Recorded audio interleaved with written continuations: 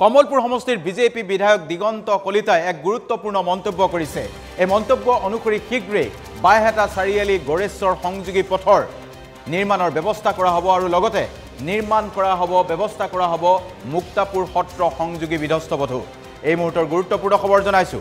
DY365ত প্ৰকাশিত এক বাতৰিৰ পিছতেই এই বিষয়টো সন্দৰ্ভত গুৰুত্ব দিছে বিধায়ক দিগন্ত কলিতাই।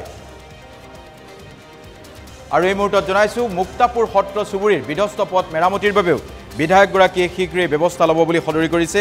DY365ত এই সন্দৰ্ভত সবিস্তাৰে বাতৰি প্ৰকাশ পাইছিল আৰু বিষয়টোৰ পিছতেই এই বাতৰি দৃষ্টিগোচৰ হোৱাৰ পিছতেই বিধায়কগৰাকীয়ে ব্যৱস্থা গ্ৰহণ কৰিবলৈ আগবাঢ়ি আহিছে।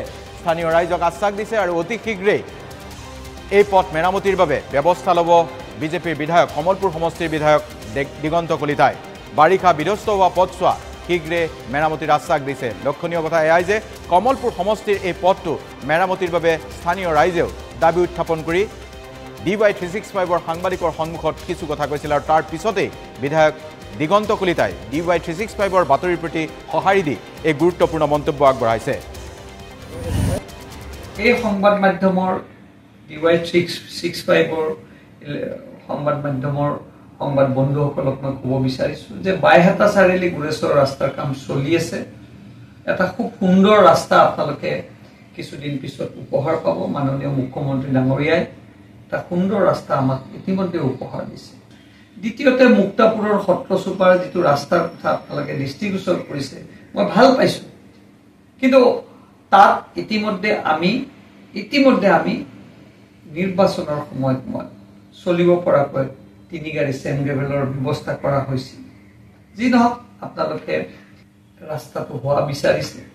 এই ৰাস্তাটোৰ দীৰ্ঘ হ'ল 500 মিটাৰ আৰু আপোনালোকক মই জনাব বিচাৰিছোঁ সংবাদ মাধ্যম বা ৰাইজক, মুক্তাপুৰ অঞ্চলত 1 কিলোমিটাৰৰ ৰাস্তা 3টা আমি মোৰ কাৰ্যকালতে মই প্ৰায় সম্পূৰ্ণ কৰিবলৈ সক্ষম। ইতিমধ্যে কাম আৰম্ভ হৈ আছে আৰু কমলপুৰ সমষ্টিতে হওক বা অন্য অঞ্চলতে সৰু সৰু এনেকুৱা ৰাস্তা বহুত আমাৰ বাকী আছে কৰিবলগীয়া। মই আগতেও ফেচবুকত এই বিষয়ে আপোনালোক অৱগত কৰিছোঁ। 5টা বছৰত এইটো সম্ভৱ হৈ নুঠে। তথাপিও মই আপোনালোকক কৈছোঁ যিহেতু ৰাস্তাটোৰ কথা আপোনালোকে কৈছে, মই ব্যক্তিগতভাৱে এই ৰাস্তাটোৰ দৃষ্টিগোচৰ কৰিম আৰু ৰাইজৰ যিমানখিনি পাৰোঁ সমস্যা সমাধান কৰাৰ কাৰণে প্ৰয়াস কৰিম।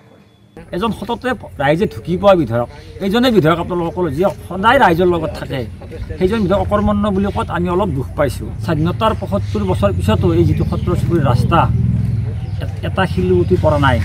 আমি যোৱাবাৰ MP ইলেকশ্যনৰ আগে ইয়াত কিছু চেন গ্ৰেভেলৰ ব্যৱস্থা কৰি দিছোঁ।